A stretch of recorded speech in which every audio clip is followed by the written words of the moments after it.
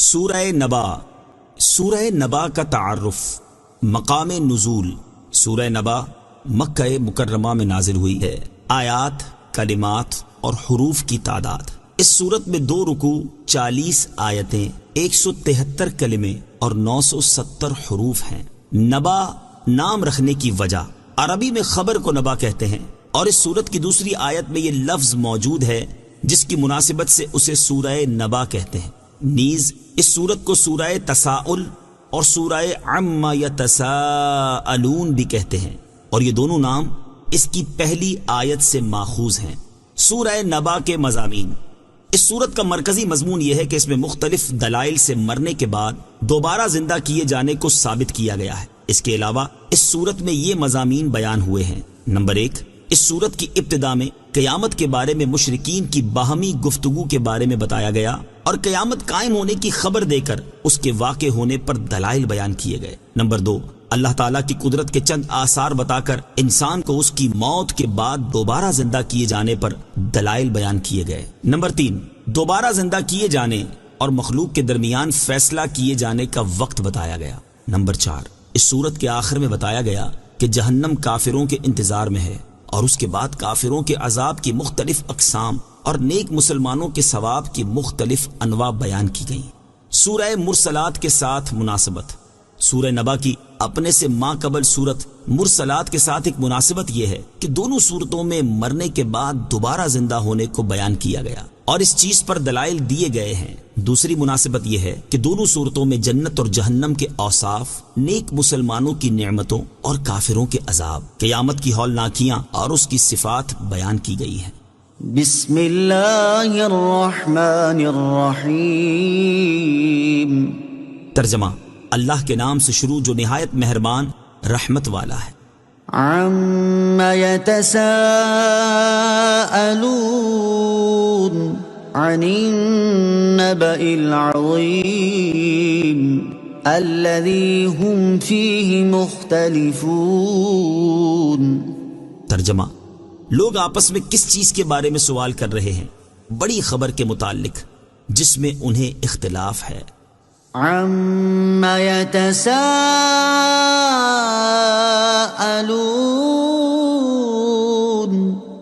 لوگ آپس میں کس چیز کے بارے میں سوال کر رہے ہیں؟ تفسیر صراط الجنان میں ہے، یعنی وہ کیا عظیم الشان بات ہے جس میں کفار قریش ایک دوسرے سے پوچھ گچھ کر رہے ہیں.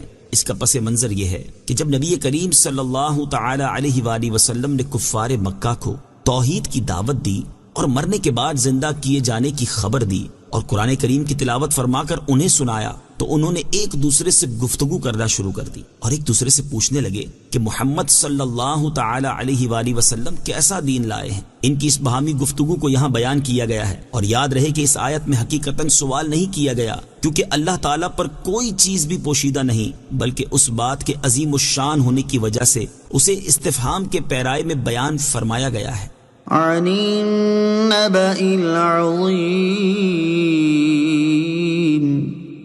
بڑی خبر کے متعلق. تفسیر صراط الجنان میں ہے، اس آیت اور اس کے بعد والی آیت میں وہ بات بیان فرمائی جا رہی ہے جس کے بارے میں کفار ایک دوسرے سے گفتگو کر رہے تھے.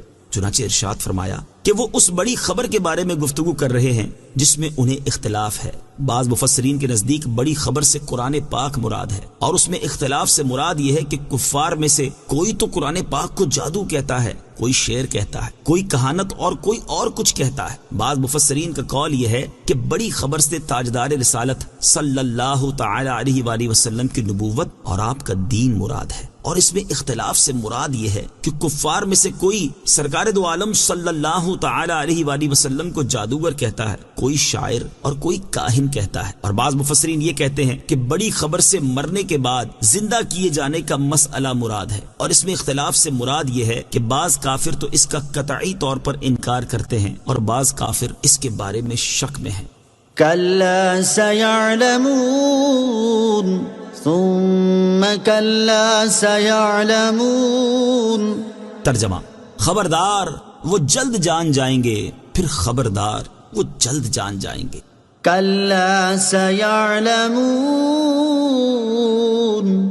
خبردار وہ جلد جان جائیں گے، تفسیر صراط الجنان میں ہے، اس آیت اور اس کے بعد والی آیت میں ارشاد فرمایا کہ کفار جیسی باتیں کر رہے ہیں در حقیقت ویسا ہے نہیں، اور جب قیامت کے دن اصل حقیقت کھل کر سامنے آ جائے گی تو اس وقت یہ اپنے انکار کا انجام جان جائیں گے، یہ پھر خبردار ہو جائیں کہ اس وقت وہ اپنے انکار کا انجام جان جائیں گے۔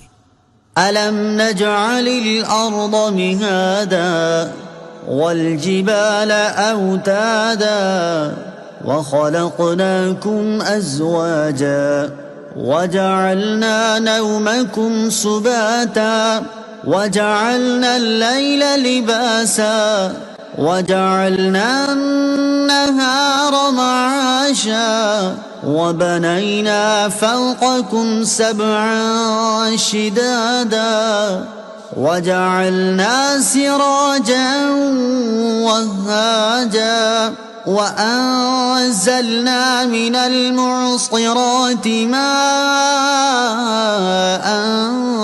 ثَجَّاجًا لِنُخْرِجَ بِهِ حَبًّا وَنَبَاتًا وَجَنَّاتٍ أَلْفَافًا۔ ترجمہ: کیا ہم نے زمین کو بچھونا نہ بنایا اور پہاڑوں کو میخیں، اور ہم نے تمہیں جوڑے بنایا اور تمہاری نیند کو آرام کا ذریعہ بنایا، اور رات کو ڈھانپ دینے والی بنایا، اور دن کو روزگار کمانے کا وقت بنایا، اور تمہارے اوپر 7 مضبوط آسمان بنائے، اور ان میں ایک نہایت چمکتا چراغ یعنی سورج بنایا، اور پھر بدلیوں سے زوردار پانی اتارا تاکہ اس کے ذریعے اناج اور سبزہ نکالیں اور گھنے باغات۔ أَلَمْ نَجْعَلِ الْأَرْضَ مِهَادًا، کیا ہم نے زمین کو بچھونا نہ بنایا؟ تفسیر صراط الجنان میں ہے، اس آیت سے اللہ تعالیٰ نے اپنی قدرت کے عجائبات میں سے چند چیزیں ذکر فرمائیں تاکہ کفار قریش ان کی دلالت سے اللہ تعالیٰ کی توحید کو جانیں اور یہ سمجھیں کہ اللہ تعالیٰ عالم کو پیدا کرنے اور اس کے بعد اس کو فنا کرنے اور فنا کرنے کے بعد پھر حساب اور جزا کے لیے پیدا کرنے پر قادر ہے۔ چنانچہ اس آیت اور اس کے بعد والی 10 آیات کا خلاصہ یہ ہے کہ اللہ تعالیٰ نے ارشاد فرمایا، کیا ہم نے زمین کو بچھونا نہ بنایا تاکہ تم اس پر رہو اور وہ تمہارے ٹھہرنے کی جگہ ہو، اور کیا ہم نے پہاڑوں کو میخیں نہ بنایا تاکہ ان سے زمین ثابت اور قائم رہے، اور کیا ہم نے تمہیں مرد اور عورت کے جوڑے نہ بنایا تاکہ تم ایک دوسرے سے سکون حاصل کرو اور معاشی اور معاشرتی امور کا انتظام کرو، اور کیا ہم نے تمہاری نیند کو تمہارے جسموں کے لیے آرام کا ذریعہ نہ بنایا تاکہ اس سے تمہاری کوفت اور تھکن دور ہو اور تمہیں راحت و آرام حاصل ہو، اور کیا ہم نے رات کو ڈھانپ دینے والی نہ بنایا جو کہ اپنی تاریکی سے ہر چیز کو چھپا دیتی ہے تاکہ تمہارے معاملات پوشیدہ رہیں، اور کیا ہم نے دن کو روزگار کمانے کا وقت نہ بنایا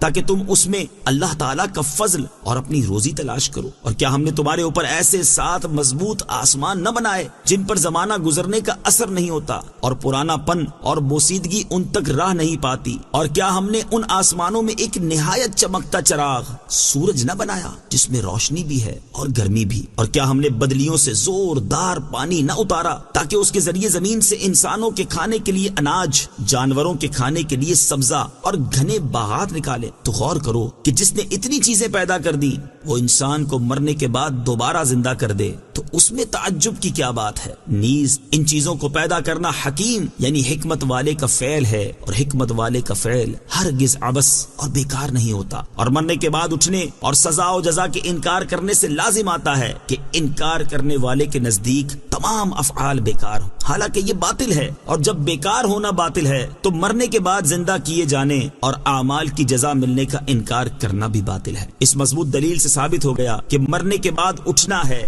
اعمال کا حساب ہونا ہے اور ان کی جزا ضرور ملنی ہے، اور اس میں کوئی شک ہرگز نہیں۔ إن يوم الفصل كان ميقاتا يوم ينفخ في الصور فتأتون أفواجا۔ ترجمہ: بے شک فیصلے کا دن ایک مقرر کیا ہوا وقت ہے جس دن سور میں پھونک ماری جائے گی تو تم فوج در فوج چلے آؤ گے۔ إن يوم الفصل كان ميقاتا، بے شک فیصلے کا دن ایک مقرر کیا ہوا وقت ہے۔ تفسیر صراط الجنان میں ہے، یعنی بے شک وہ دن جس میں اللہ تعالیٰ مخلوق کا فیصلہ فرمائے گا وہ اس کے علم میں ثواب اور عذاب کے لیے ایک مقرر کیا ہوا وقت ہے۔ يوم ينفخ في الصور جس دن سور میں پھونک ماری جائے گی. تفسیر صراط الجنان میں ہے، ارشاد فرمایا کہ فیصلے کا دن وہ ہوگا جس دن سور میں دوسری بار پھونک ماری جائے گی تو تم اپنی قبروں سے حساب کے لیے حساب کی جگہ کی طرف فوج در فوج چلے آؤ گے. اس حالت کو بیان کرتے ہوئے ایک اور مقام پر ارشاد فرمایا وَنُفِخَ فِي الصُّورِ فَإِذَا هُم مِّنَ الْأَجْدَاثِ إِلَى رَبِّهِمْ يَنسِلُونَ. ترجمہ، اور سور میں پھونک ماری جائے گی تو اسی وقت وہ قبروں سے اپنے رب کی طرف دوڑتے چلے جائیں گے. اور ارشاد فرمایا وَنُفِخَ فِي الصُّورِ فَجَمَعْنَاهُمْ جَمْعًا. ترجمہ، اور سور میں پھونک ماری جائے گی تو ہم سب کو جمع کر لائیں گے. وَفُتِحَتِ السَّمَاءُ فَكَانَتْ أَبْوَابًا وَسُيِّرَتِ الْجِبَالُ فَكَانَتْ سَرَابًا. ترجمہ، اور آسمان کھول دیا جائے گا تو دروازے بن جائے گا، اور پہاڑ چلائے جائیں گے تو وہ ایسے ہو جائیں گے جیسے باریک چمکتی ہوئی ریت جو دور سے پانی کا دھوکہ دیتی ہے. وَفُتِحَتِ السَّمَاءُ اور آسمان کھول دیا جائے گا. تفسیر صراط الجنان میں ہے، یعنی قیامت کے دن آسمان کھول دیا جائے گا تو وہ کثیر دروازوں والا ہو جائے گا اور اس میں ایسے راستے بن جائیں گے جن سے فرشتے اتریں گے. اسی بات کو صراحت کے ساتھ ایک اور مقام پر بیان کیا گیا ہے. چنانچہ ارشاد فرمایا کہ وَيَوْمَ تَشَقَّقُ السَّمَاءُ بِالْغَمَامِ وَنُزِّلَ الْمَلَائِكَةُ تَنزِيلًا. اور جس دن آسمان بادلوں سمیت پھٹ جائے گا اور فرشتے پوری طرح اتارے جائیں گے. وَسُيِّرَتِ الْجِبَالُ اور پہاڑ چلائے جائیں گے. تفسیر صراط الجنان میں ہے، قرآن پاک میں مختلف مقامات پر قیامت کے دن پہاڑوں کی مختلف حالتیں بیان کی گئی ہیں. پہلی حالت، پہاڑوں کو جڑ سے اکھاڑ کر چورا چورا کر دیا جائے گا. ارشاد باری تعالیٰ ہے وَحُمِلَتِ الْأَرْضُ وَالْجِبَالُ فَدُكَّتَا دَكَّةً وَاحِدَةً. ترجمہ، اور زمین اور پہاڑ اٹھا کر ایک دم چورا چورا کر دیے جائیں گے. دوسری حالت، پہاڑ دھنکی ہوئی رنگ برنگی اون کی طرح ہو جائیں گے. ارشاد باری تعالیٰ ہے وَتَكُونُ الْجِبَالُ كَالْعِهْنِ الْمَنفُوشِ.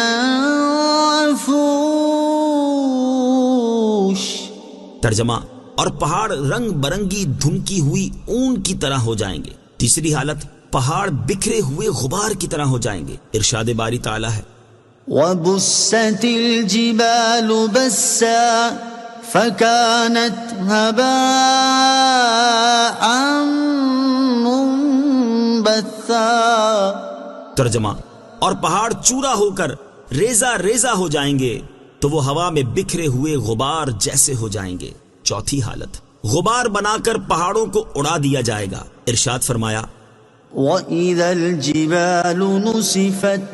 ترجمہ، اور جب پہاڑ غبار بنا کے اڑا دیے جائیں گے. اور ارشاد فرمایا وَيَسْأَلُونَكَ عَنِ الْجِبَالِ فَقُلْ يَنسِفُهَا رَبِّي نَسْفًا. ترجمہ، اور آپ سے پہاڑوں کے بارے میں سوال کرتے ہیں، تم فرماؤ انہیں میرا رب ریزہ ریزہ کر کے اڑا دے گا. پانچویں حالت، غبار بن کر اڑنے کے بعد پہاڑ تیزی سے چل رہے ہوں گے لیکن دیکھنے میں ٹھہرے ہوئے لگیں گے. ارشاد فرمایا کہ وَتَسِيرُ الْجِبَالُ سَيْرًا. ترجمہ، اور پہاڑ تیزی سے چلیں گے. اور ارشاد فرمایا وَتَرَى الْجِبَالَ تَحْسَبُهَا جَامِدَةً وَهِيَ تَمُرُّ مَرَّ السَّحَابِ. ترجمہ، اور تو پہاڑوں کو دیکھے گا انہیں جمے ہوئے خیال کرے گا حالانکہ وہ بادل کے چلنے کی طرح چل رہے ہوں گے. چھٹی حالت، جب پہاڑ چلائے جائیں گے تو وہ دیکھنے والے کی نظر میں ایسے ہو جائیں گے جیسے باریک چمکتی ہوئی ریت جسے دور سے دیکھا جائے تو یوں لگتا ہے جیسے پانی ہے حالانکہ وہ پانی نہیں ہوتی. إن جهنم كانت مرصادا للطاغين مآبا لابثين فيها أحقابا لا يذوقون فيها بردا ولا شرابا إلا حميما وغساقا جزاء وفاقا۔ ترجمہ: بے شک جہنم تاک میں ہے، سرکشوں کے لیے ٹھکانہ ہے، اس میں مدتوں رہیں گے، اس میں کسی طرح کی ٹھنڈک کا مزہ نہ چکھیں گے اور نہ کچھ پینے کو مگر کھولتا پانی اور دوزخیوں کی پیپ، ان کی نافرمانی کے برابر بدلہ ہوگا۔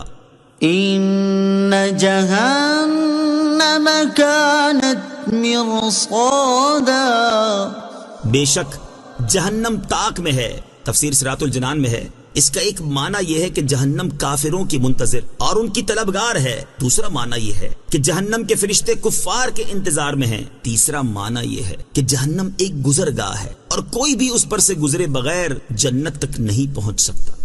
للطاغین مآبا، سرکشوں کے لیے ٹھکانہ ہے، تفسیر صراط الجنان میں ہے۔ اس آیت اور اس کے بعد والی 3 آیات کا خلاصہ یہ ہے کہ جہنم کفار اور مشرکین کا ٹھکانہ ہے، لہٰذا وہ اس میں داخل ہوں گے اور اس میں نہ ختم ہونے والی مدت تک، یعنی ہمیشہ ہمیشہ کے لیے رہیں گے، اور جہنم میں ان کا حال یہ ہوگا کہ وہ اس میں کسی طرح کی ایسی ٹھنڈک محسوس نہ کریں گے جس سے انہیں راحت نصیب ہو اور جہنم کی گرمی سے سکون ملے، اور نہ جہنم کے کھولتے ہوئے پانی اور جہنمیوں کی پیپ کے علاوہ انہیں کچھ پینے کو ملے گا۔ یاد رہے کہ جو مسلمان اپنے گناہوں کی سزا پانے جہنم میں جائیں گے انہیں ہمیشہ کے لیے جہنم میں نہیں رکھا جائے گا، بلکہ انہیں مقرب بندوں اور دیگر حضرات کی شفاعت کے ذریعے یا محض فضل الہی سے یا جب ان کی سزا پوری ہو جائے گی تو انہیں جہنم سے نکال کر جنت میں داخل کر دیا جائے گا۔ جزاء وفاقا، ان کی نافرمانی کے برابر بدلہ ہوگا، تفسیر صراط الجنان میں ہے، یعنی جیسے عمل ہوں گے ویسی جزا ملے گی، اور چونکہ کفر سے بدترین کوئی جرم نہیں ہے اس لیے سب سے سخت عذاب بھی کفار کو ہوگا۔ انہم كانوا لا يرجون حسابا وكذبوا بآیاتنا كذابا۔ ترجمہ: بے شک وہ حساب کا خوف نہ رکھتے تھے اور انہوں نے ہماری آیتوں کو بہت زیادہ جھٹلایا۔ انہم كانوا لا يرجون حسابا، بے شک وہ حساب کا خوف نہ رکھتے تھے، تفسیر صراط الجنان میں ہے۔ اس آیت اور اس کے بعد والی آیت کا خلاصہ یہ ہے کہ کفار اس سزا کے مستحق اس وجہ سے ہوئے ہیں کہ وہ آخرت میں اپنے اعمال کا حساب ہونے کا خوف نہ رکھتے تھے، کیونکہ وہ مرنے کے بعد اٹھنے کا انکار کرتے تھے، اور انہوں نے ہماری وحدانیت اور ہمارے انبیاء کرام علیہ الصلوۃ والسلام کی صداقت کے دلائل پر مشتمل آیتوں کو بہت زیادہ جھٹلایا تھا۔ وَكُلَّ شَيْءٍ أَحْصَيْنَاهُ كِتَابًا فَذُوقُوا فَلَن نَّزِيدَكُمْ إِلَّا عَذَابًا۔ ترجمہ: اور ہم نے ہر چیز لکھ کر شمار کر رکھی ہے تو اب چکھو تو ہم تمہارے عذاب ہی کو بڑھائیں گے۔ وَكُلَّ شَيْءٍ أَحْصَيْنَاهُ كِتَابًا، اور ہم نے ہر چیز لکھ کر شمار کر رکھی ہے، تفسیر صراط الجنان میں ہے۔ اس آیت اور اس کے بعد والی آیت کا خلاصہ یہ ہے کہ ہم نے لوح محفوظ میں ہر چیز لکھ کر شمار کر رکھی ہے، اور کافروں کے تمام نیک اور برے اعمال ہمارے علم میں ہیں، ہم انہیں ان کے اعمال کے مطابق جزا دیں گے، اور آخرت میں جب کفار کو عذاب دیا جائے گا تو اس وقت ان سے کہا جائے گا کہ اب اپنی سزا کے طور پر جہنم کا عذاب چکھو اور ہم تمہارے عذاب پر عذاب ہی کو بڑھائیں گے۔ اہل جہنم پر سب سے زیادہ سخت اور تکلیف دہ آیت حضرت حسن بن دینار رحمت اللہ تعالی علیہ فرماتے ہیں، میں نے حضرت ابو برزہ رضی اللہ تعالی عنہ سے پوچھا، اللہ تعالیٰ کی کتاب میں وہ کون سی آیت ہے جو اہل جہنم کے لیے سب سے زیادہ سخت اور تکلیف دہ ہے؟ حضرت ابو برزہ رضی اللہ تعالی عنہ نے فرمایا، وہ اللہ تعالیٰ کا یہ فرمان ہے، فَذُوقُوا فَلَن نَّزِيدَكُمْ إِلَّا عَذَابًا۔ حضرت عبداللہ ابن عمر رضی اللہ تعالی عنہما فرماتے ہیں، اہل جہنم کے لیے اس آیت فذوقوا فلن نزيدكم إلا عذابا سے زیادہ سخت کوئی آیت نازل نہیں ہوئی، یعنی وہ اللہ تعالیٰ کے مزید عذاب میں ہمیشہ کے لیے رہیں گے۔ إن للمتقين مفازا حدائق وأعنابا وكواعب أترابا وكأسا دهاقا لا يسمعون فيها لغوا ولا كذابا۔ ترجمہ: بے شک ڈر والوں کے لیے کامیابی کی جگہ ہے، باغات اور انگور ہیں اور اٹھتے جوبن والیاں جو ایک عمر کی ہیں، اور چھلکتا جام ہے۔ وہ جنت میں نہ کوئی بیہودہ بات سنیں گے اور نہ ایک دوسرے کو جھٹلانا۔ ان للمتقین مفازا، بے شک ڈر والوں کے لیے کامیابی کی جگہ ہے۔ تفسیر صراط الجنان میں ہے، اس سے پہلی آیات میں کفار کے لیے وعیدیں بیان کی گئیں اور اب متقی لوگوں کی جزا بیان کی جا رہی ہے۔ چنانچہ اس آیت اور اس کے بعد والی 4 آیات کا خلاصہ یہ ہے کہ وہ لوگ جو کفر اور دیگر برے اعمال سے بچتے ہیں اور اللہ تعالیٰ کے عذاب سے ڈرتے ہیں، ان کے لیے جنت میں کامیابی کی جگہ ہے، جہاں انہیں عذاب سے نجات ہوگی اور انہیں اپنی ہر مراد حاصل ہوگی، اور ان کے لیے ایسے باغات ہیں جن میں طرح طرح کے نفیس پھلوں والے درخت ہیں، اور ان کے لیے انگور ہیں، اور ان کے لیے اٹھتے جوبن والی ایک عمر کی بیویاں ہیں، اور ان کے لیے جنت کی نفیس شراب سے چھلکتا جام ہے، اور جنت میں شراب پینے کی وجہ سے انہیں نہ کوئی بےہودہ بات سننے میں آئے گی اور نہ وہاں کوئی کسی کو جھٹلائے گا۔ حقیقی طور پر کامیاب کون؟ اس سے معلوم ہوا کہ اصل کامیاب وہ نہیں جو دنیا میں کامیابی پالے، بلکہ حقیقی طور پر کامیاب وہ ہے جو قیامت کے دن جنت حاصل کر لے۔ اسی چیز کو بیان کرتے ہوئے ایک اور مقام پر اللہ تعالیٰ ارشاد فرماتا ہے، كل نفس ذائقة الموت وإنما توفون أجوركم يوم القيامة فمن زحزح عن النار وأدخل الجنة فقد فاز وما الحياة الدنيا إلا متاع الغرور۔ ترجمہ: ہر جان موت کا مزہ چکھنے والی ہے، اور قیامت کے دن تمہیں تمہارے اجر پورے پورے دیے جائیں گے، تو جسے آگ سے بچا لیا گیا اور جنت میں داخل کر دیا گیا تو وہ کامیاب ہو گیا، اور دنیا کی زندگی تو صرف دھوکے کا سامان ہے۔ لہٰذا ہر مسلمان کو چاہیے کہ وہ ایسے اعمال کرے جس سے دنیا میں بھی سرخرو ہو اور آخرت میں بھی اللہ تعالیٰ کے فضل و رحمت سے جنت اور اس کی ابدی نعمتیں حاصل کر لے۔ جزاء من ربك عطاء حسابا رب السماوات والأرض وما بينهما الرحمن لا يملكون منه خطابا يوم يقوم الروح والملائكة صفا لا يتكلمون إلا من أذن له الرحمن وقال صوابا ذلك اليوم الحق فمن شاء اتخذ إلى ربه مآبا۔ ترجمہ: یہ بدلے کے طور پر تمہارے رب کی طرف سے نہایت کافی عطا ہے، وہ جو آسمانوں اور زمین اور جو کچھ ان کے درمیان ہے سب کا رب ہے، نہایت رحم فرمانے والا ہے۔ لوگ اس سے بات کرنے کا اختیار نہ رکھیں گے، جس دن جبرائیل اور سب فرشتے صفے بنائے کھڑے ہوں گے، کوئی نہ بول سکے گا مگر وہی جسے رحمان نے اجازت دی ہو اور اس نے ٹھیک بات کہی ہو۔ وہ سچا دن ہے، اب جو چاہے اپنے رب کی طرف راہ بنا لے۔ جزاء من ربک، بدلے کے طور پر تمہارے رب کی طرف سے۔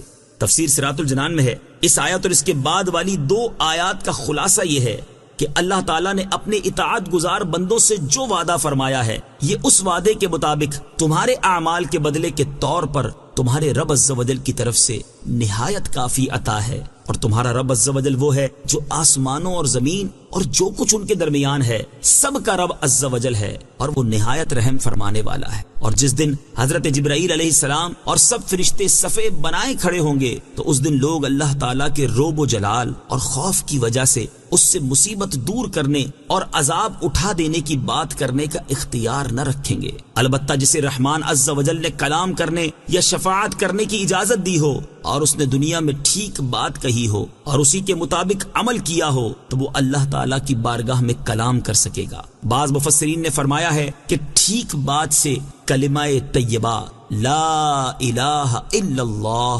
مراد ہے۔ ذلك اليوم الحق، وہ سچا دن ہے۔ تفسیر صراط الجنان میں ہے یعنی قیامت کا واقع ہونا برحق ہے۔ اب جو چاہے نیک اعمال کر کے اپنے رب عز و جل کی طرف راہ بنا لے تاکہ اس دن میں عذاب سے محفوظ رہ سکے۔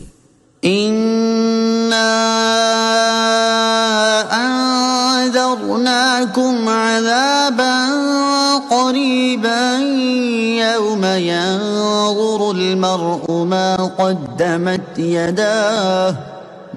قدمت يداه ويقول الكافر يا ليتني كنت ترابا۔ ترجمہ، ہم تمہیں ایک قریب آئے ہوئے عذاب سے ڈرا چکے ہیں جس دن آدمی وہ دیکھے گا جو اس کے ہاتھوں نے آگے بھیجا، اور کافر کہے گا اے کاش کہ میں کسی طرح مٹی ہو جاتا۔ اِنَّا انذرناكم عذابا قریبا، ہم تمہیں ایک قریب آئے ہوئے عذاب سے ڈرا چکے ہیں۔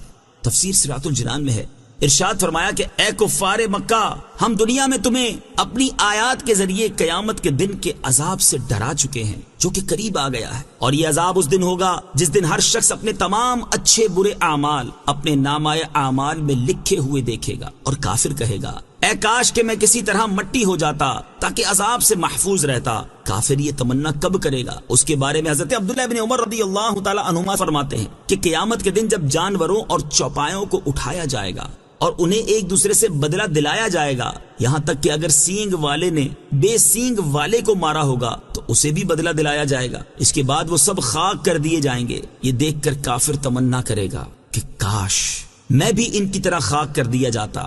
بعض مفسرین فرماتے ہیں کہ جب مومنین پر اللہ تعالیٰ انعام فرمائے گا تو ان انعامات کو دیکھ کر کافر تمنا کرے گا کہ کاش وہ دنیا میں خاک ہوتا، یعنی اللہ تعالیٰ کی اطاعت کے معاملے میں عاجزی اور تواضع کرنے والا ہوتا، متکبر اور سرکش نہ ہوتا۔ ایک قول یہ بھی ہے کہ کافر سے مراد ابلیس ہے جس نے حضرت آدم علیہ السلام پہ اعتراض کیا تھا کہ وہ مٹی سے پیدا کیے گئے اور اپنے آگ سے پیدا کیے جانے پر فخر کیا تھا۔ جب وہ قیامت کے دن حضرت آدم علیہ السلام اور ان کی ایماندار اولاد کے ثواب کو دیکھے گا اور اپنے آپ کو عذاب کی شدت میں مبتلا پائے گا تو کہے گا کاش میں مٹی ہوتا، یعنی حضرت آدم علیہ السلام کی طرح مٹی سے پیدا کیا ہوا ہوتا۔